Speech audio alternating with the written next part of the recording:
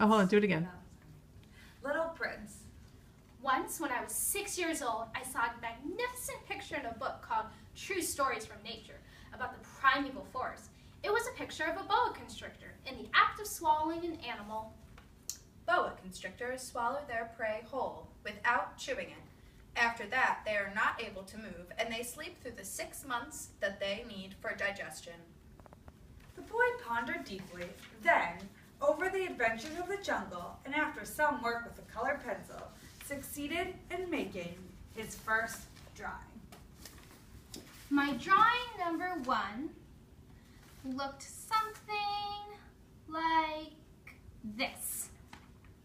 I showed my masterpiece to the grown-ups, and he asked whether the drawing frightened them. Frightened? Why should anyone be frightened by a hat? His drawing was not a picture of a hat. It was a picture of a boa constrictor digesting an elephant, but since the grown-ups were not able to understand it, he made another drawing. I drew the inside of a boa constrictor so that the grown-ups could see it clearly. They always need to have things explained. My drawing number 2 looked like this. The grown-up's response this time was to advise him to lay aside drawings of boa constrictors, whether from the inside or the outside, and devote himself instead to geography, history, arithmetic, and grammar. That is why, at the age of 6, I gave up what might have been a magnificent career as a painter. I've been disheartened by the failure of my drawing number 1 and my drawing number 2. Grown-ups never understand anything by themselves, and it is tiresome for children to be always and forever explaining things to them. So then, he chose another profession and learned to pilot airplanes. He has flown a little over all parts of the world, and it is true that geography has been very useful to him. At a glance, he can distinguish China from Arizona.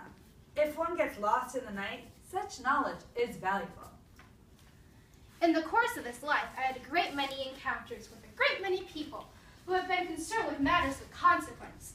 I have lived a great deal among grown-ups. I have seen them intimately, close at hand, and that hasn't much improved my opinion of them.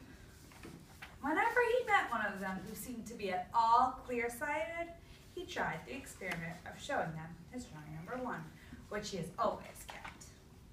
I would try to find out, so this was a person of true understanding, but whoever it was, he or she would always say, That is a hat.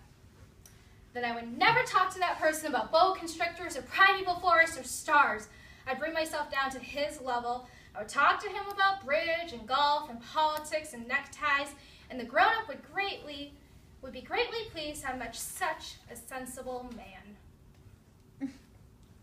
Nice.